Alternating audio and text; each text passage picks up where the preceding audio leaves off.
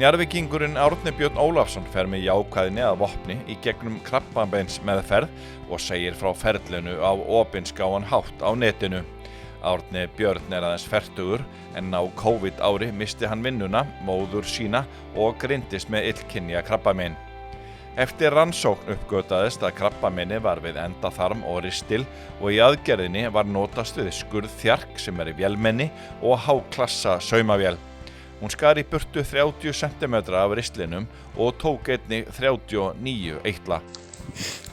Jæja, þá maður það byrjar fyrir út að labba.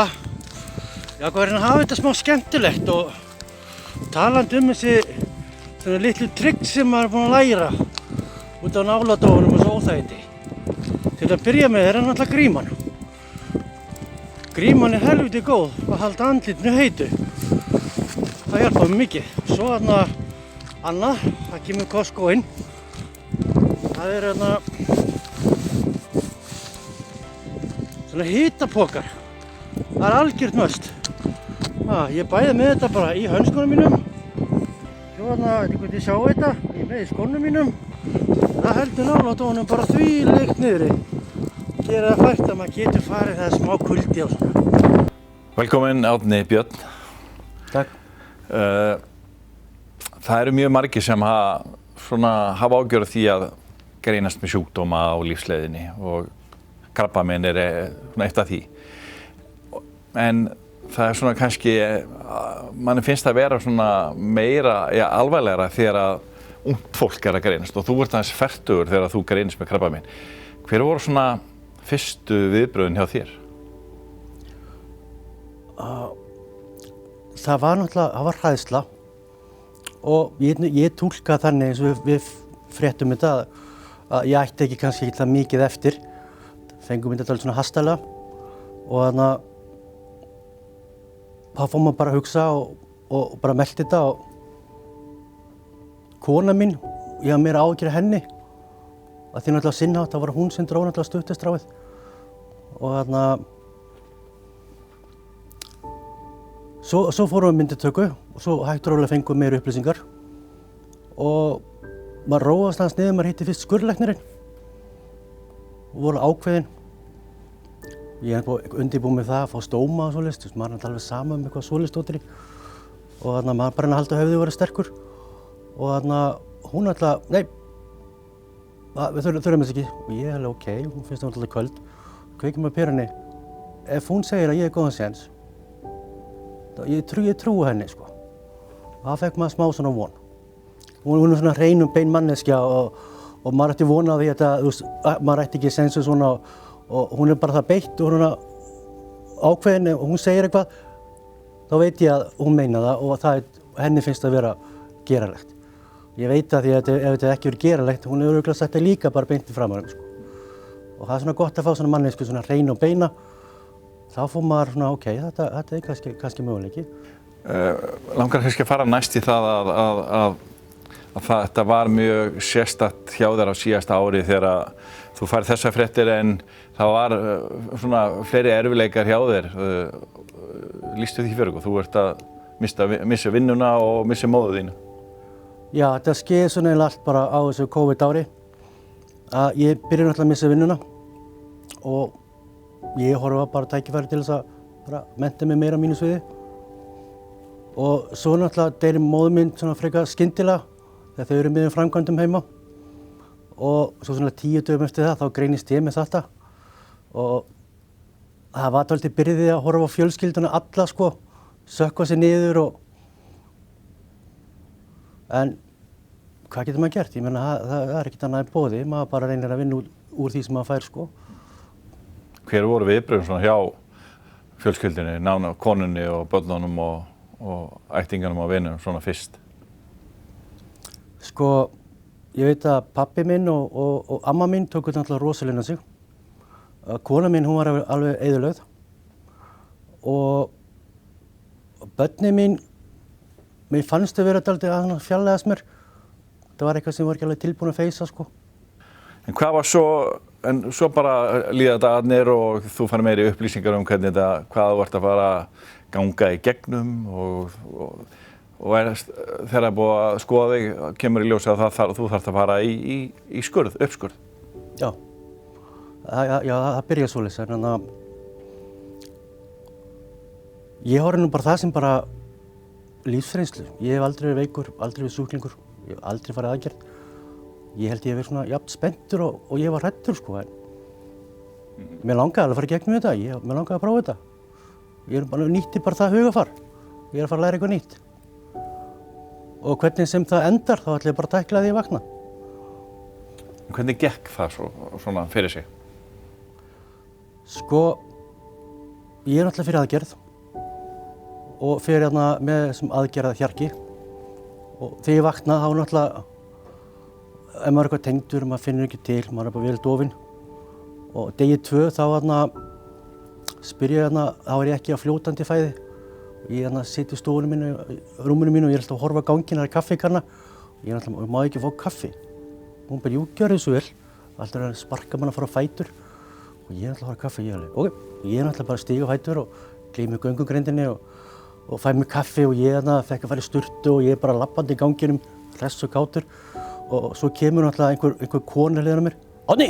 Og ég alveg, já, fyrirgefðu. Og ég var svona vídeótjatta við konuna og alveg, já, fyrirgefðu. Og ég horfa á hana og ég seti þessi skurðlæknirinn. Og ég alveg, já, fyrirgefðu. Og hún horfir á mig bara alveg, þú má bara fara. Ég kveikti ekki á perinni því ég átti að vera inni í 4 daga, sko. Og ég ætla bara, ég má fara heim. Það var dálítið skemmtilegt, sko. Hvað tók svo við þegar þú komst heim? Já, það er náttúrulega 6 vikur áður en maður þarf náttúrulega að passa gróandan áður en maður byrjar á töflunum. Því að töflurnar náttúrulega eru frumuheftandi og við viljum ekki að hefti gróandan í öllu svæðinu, sko. Og ég kem heim og ég náttúrulega veit bara að líkur á blóðtappa eru mikið og eina vitið er náttúrulega að fara að labba. Svo ég náttúrulega bara út að labba. Bara að koma þess aðeins, bara örva blóðflæði og svoleiðis. Og svo fæ ég náttúrulega símtal frá krabbameinsdeildinni og húsgammaður. Og ég á ekki að vera að labba einhverja 5 kílómetra eitthvað svoleiðis. Það tíðkast ekki, það var komin 5 dagar. Og ég er náttúrulega ekki ennþá búinn að gera perinni hvað ég fór í stóra aðgerð. Það var ekki búinn að segja mér hvað var skorið mikið í burtu en neitt. Og ég er náttúrulega ég er bara lélegur sjúklingur. Ég tek það bara á mig. Hvernig voru síðan svona viðbrögðin svona hjá fólki í kringu þig?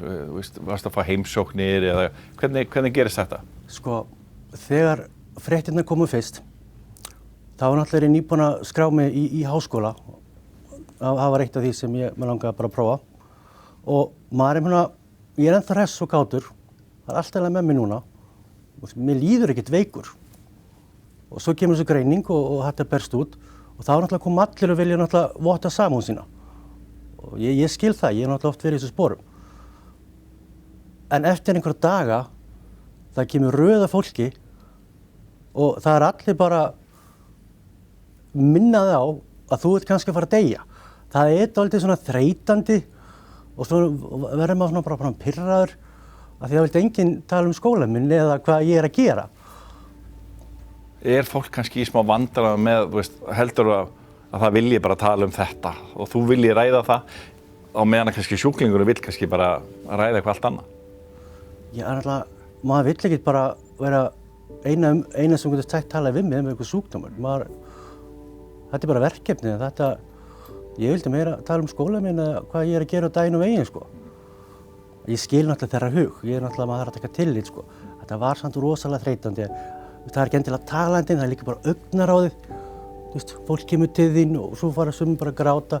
Maður er einu svona samúð en eina sem þú ert að gera, þú ert að minna á, ég er ekki góð málum. Þetta er svona lúandi. Maður er að reyna að halda andliti og það er alltaf þessu sömu augu og tár og maður er alveg, já, ok, ég er ekkert að vera að klára skólann. Þannig að þú varst að upplifa þig svona, hvað var að segja, í mikilli sorg. Þú nefndi það hérna við okkur í viðtali að þú hefur jafnvel upplifað þig svo væri í eigin jarðarför. Já, þetta var eiginlega þannig, svo það var allir að koma bara kveðja mig á jarðarförinu, bara takk fyrir. Það er svolítið sérstakt. Já, þetta var eitthvað sem ég vissi ekki áður. Ég átti ekki von á þessu, sko. En aðeins aftur að hvernig þú greinist, það er svolítið sérstök tilviljun. Þú varst að segja eitthvað frá því. Segðu okkur aðeins frá því. Já, ég var að vinna upp á velli og það var einn samstæðsaðili minn og hann var bara rosalega pirraður og leiðilegur. Og ég náttúrulega labbaði hann bara, hvað? Kallinn bara eitthvað pirraður? Já, ég er ekki búinn að borða neitt. Og ég hefði, herru, það er ekki búinn að borða. Og ég er að fara að rista í speglun. Ok, alltaf. Já, þú ert nú að vera fertugur. Já, þú að fara að rista í speglun. Ég hefði, já, ok, ég vissi það ekki. Og þar fekk ég fluguna í hausinn að ég náttúrulega var að vera fertugur. Ég er örugglega að fara þá panta tíma. Og þarna, svo fór ég til tannlæknis. Hann lét mér fá sýklalyf, eitthvað sem ég er ekki vanur.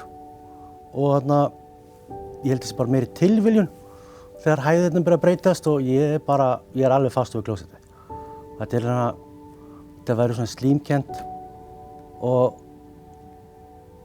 maður er ekkert að áorka neinu. Og þetta fer að vera vandamál, þá kemur ljós að þetta er kannski bara, sýklalyfið hefur rústað flórunni og það er alltaf lægi, bara að borða kornmeti, grammeti og hösk og svona, þá skána þetta smá og þarna, en svo hélt þetta bara áfram og einkennin fóru bara að aukast og ég tók eftir því að ég get ekki verið bara sitjandi á klósettinu hálfan daginn, það er ekki til lagi sko. Og þá var ákveðið að kíkja betur á þetta og það var náttúrulega ekki staðan að fara bara í ristispeglun á hvað svo komið tími og þá náttúrulega blossaði það til ljós. Það átti engin von á þessu. En það rak þig kannski fyrir á stað að þú ferð til tannlæknis. En þú hefði kannski... Það gæti líka bara verið tilviljun. Já, náttúrulega... já. Hvernig, það er oft rætt andlegu hliðina í þessu. Hvernig ertu að tækla hana ef ég get spurt þannig? Sko, ég held að bara það besta sem ég get veitt minni fjölskyldu og mínu nánustu er að hafa gaman að lífinu. Mér er sama hvenær ég deyr. Ég ætla að njóta hvern einasta dag. Það gerir móðir mín, hún dói fyrra, alveg til sísta dag og það ætla ég að gera líka. Ég ætla að njóta lífsins fyrir mína fjölskyldu og mínu nánustu. Þannig að, ertu jákvæður? Ég er mjög jákvæður. En ég er líka undirbúinn eða fer á hinum veginn, sko. Ég er með stórt svona gengi bakveg mig sem passar upp á geðheilsuna mína ef hún dettur eitthvað niður. Það er gott að hafa gott bakland þegar maður er að ganga í gegnum svona verkefni. Já, en það er vinna. Það er vinna. Það er voðalega erfitt að opna og bjóða fólkin. Það er voðalega erfitt að hleypa fólkin. Þetta er svona vissanátt, svona tákn veikleika og maður svona, þetta er erfitt. En ég fengi það svo margfalt borgað tilbaka, sko. En svona að lokum, þú veist, hvernig finnst þér þeir ganga? Hvernig er staðan í hérna meðferðinni? Ég bara er ekki klár. Og innst inni mér maður smá sama. Ég ætla ekkert að, ég lifi bara hvern dag fyrir einu. Og mér finnst það bara gefa mér, ég er bara lífsglaðari fyrir vikið. Hefur hugsað meira dauðan á þessum tíma, eftir þú greindist? Mér hefur alltaf verið saman það. Það skiptir ekki máli hvernig maður er, en það skiptir máli hvernig maður lifir. Ég ætla að njóta hvern einasta dag. Skiptir máli hvernig maður lifir, þannig að maður greinir ekki annað en bjartsýni í þér. Já, ég er satt þetta. Já, það verður eftir að segja það. En svona kannski í blálokkin, Kraftur er stuðningsfélag. Er verið að gera gott mót þar, ef maður segir svo? Já, ég er enda dálítið mikið að forðast Kraft. Ég held að í Krafti myndi kynnast neikvæðu fólki er erfitt og svona glíma á þetta svona neikvæðan hátt og ég er svo hræddur að vera í því umhverfi að jákvæð bara nú er ég sjúklingur, ég ætla að prófa að gera þetta á minn hátt og þegar ég sá vídeón hjá þeim á Instagram og ég fekk að horfa á einstaklinga sem eru í mínum sporum og ég sé sama neistu augun þeirra, sama lífsgleði, sama vilja. Ég verður að viðurkenna það, ég átti ekki von á því. Það kom mér rosalega skemmtilega óvart. Þannig að þú ert orðinn virkur í félaginu eða gengur þetta vel? Þetta gengur vel, já. En ég ætla að fara virkari núna. Já. Heyrðu, takk fyrir spjallið bara og gangi þér vel. Herru, takk fyrir.